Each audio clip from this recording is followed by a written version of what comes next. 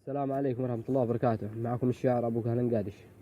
هذا القصيدة على الرويفذي الجرموزي اللي طعن في الصحابة رضي الله عنهم،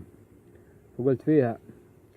ساقك لسانك وداك القدر، يا احتلت المجتمع يا حقير، مالك منا انفر مالك غير جهنم تزفر زفير، بانت نواياكم وحقدكم قد ظهر، أنتم على الإسلام أخطر من بنو النضير، ما انت هيمان لا ولك عنا مقر، ما انت غير متشيع أجير، بقوالك العوجة كل يوم تطلع خبر، مكنتنا يا خبره يا خبير، ما دام انت حمار باشد الظفر عشان ما تناهق مثل باقي الحمير، يا شاعر المتعة ما هو من جا شعر، لو الشعر ما هو يا رافضي شعير، اقرأ القرآن واقرأ السير كيف بتفهم يا نعجها وعقلك صغير، حنا على سيرة الصديق والفاروق وعمر، وانت على منهج الخميني يا من حط سير، ألا يا نعمة الله عليك عد حصات الحجر وعد مزنات القطير، أقولها لك بالمختصر، هذا وعد مني بتلاقي حتفك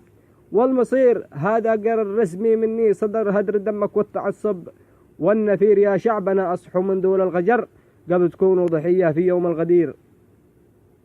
يا شعبنا أصحوا من دول الغجر قبل تكونوا ضحية في يوم الغدير، هذا رسالة للشعب كله البدوة والحذر، لشعب اليمن صغيره والكبير، هذول الروافض وجودهم فينا خطر، ما عندهم مبدأ لا ولا فيهم ضمير، قلنا يا شعبنا الحذر من دول الحذر، وعادك في مبدأك المنير، قبل تتقفل الأبواب ما تلقى ممر، هذا نصيحة أنا لك مستشير، وختمها صلوا على سيد البشر عد ما غرد كل طير. بسلامتكم.